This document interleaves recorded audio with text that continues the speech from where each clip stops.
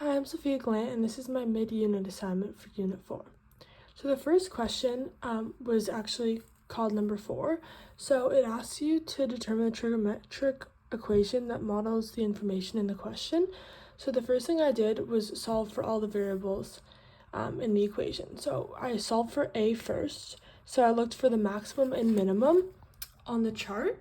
And so the maximum was 21, and then I minus the minimum, which was negative 24, and then I solved for it. And then I also made A negative because as you can see the chart, it looks like a cosine graph, except for it's kind of the opposite. So it doesn't, usually cosine graphs start at maximum and then go to the minimum, but this one started at the minimum and then goes to the maximum. So I made it negative. And then I solved for k, which is 2 pi over period. And as you can see, it goes through the months of the year, and there are 12 months in the year. So I did 2 pi over 12, which is the period, and I got pi over 6 as I simplified it.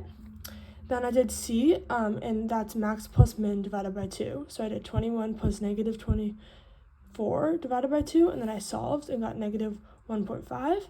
And then for d, I got 1, as it did shift 1 to the right as it starts at January on the chart, and then I just applied this all in an equation, and that's my answer. So this is my question 2.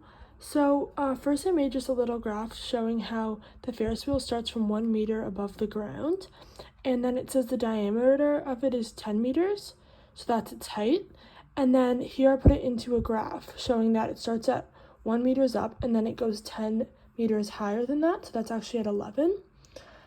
Which is at the maximum at 12 seconds. And then here I have when it goes back down to the minimum at 24 seconds, because that's the full time it takes to make one revolution.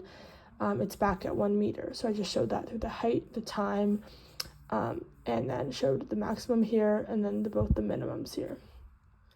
So next I made a trigonometric equation for the graph. So I first found A, which is max minus min divided by 2. The maximum being 11, the minimum being 1, and I divided by 2, I got 5 and made it negative. So it's a cosine graph, but instead it's flipped. And then I found C, max plus min divided by 2, 11 plus 1 divided by 2, solved and got 6. And then K, I did 2 pi over period, 2 pi over 24, as that's the amount of time that it takes to make one revolution. And then I got pi over 12, and then there is no D because it did not shift left or right. So that's what this equation is. So then next, I checked the accuracy of my equation by plugging in 12 as the time to the equation. So I solved, and then I got 11 as the height. And so I said using t equals 12 seconds to check provides you with an accurate method, as I already know the highest point of the Ferris wheel is at 11 meters at the half of the time. So taken for one revolution. So using t equals 0 or t equals 24 as other options would also provide an accurate check, as they're both the lowest points on the Ferris wheel, which is 1 meter above the ground. So this is for question 3. So as you can see, I kind of put together question A and B, as the first one's asking for a cosine function, and then to just put B is asking for the height of the tide to be h, and then the time to be in t. So I kind of did that 2 in 1. So first I solved for A with the same equation, max minus min divided by 2. And so it says the maximum tide in the question is 17.3 minus the minimum is 4.5. And then I made that negative, as it is a negative cosine function in this question. Then I solved for C, max plus min divided by 2. Same thing, I got 10.9. And then for K, I did 2 pi over period. So for the period, it says it started at 2:08 and went to 8:21 is the time, because they're talking about a 24-hour clock. So because this only shows the lowest tide to the highest tide, we want to multiply it by 2, so it goes from the lowest to the lowest, which is what a period is. So I ended up doing that here by subtracting it, and then I got 6 hours and 13 minutes, and then I multiplied that by 2, got 12 hours and 26 minutes, and then I just changed all of that into hours, and then I got 373 over 30, then put that underneath 2 pi over the answer I just got, and I got 60 pi over 373. Next, I solved for D.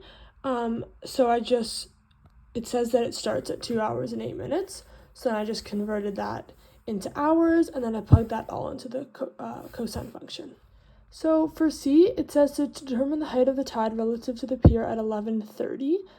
Give your answer to the nearest 0.1 meters. So what I did was I took 11:30, the time that they gave me, transferred it into hours, so it's 11.5 hours, and then I plugged that into time in the equation that I just found, and I got that the height would be at 10.8 meters. So here I used a graph to show the time and the height. It says to show if a boat needs at least 12 meters to dock at a pier, show how the graph would represent that. So here this is at 12 meters, and then this is the opportunity that the boat has, where it is at least at a depth of 12 meters. So then my answer is over here. So between if it's less than or equal to 5:35 a.m. or less than or equal to 11:08 a.m. it would work, as well as 6:01 p.m. if it's less than or equal to that, or less than or equal to 11:33 p.m.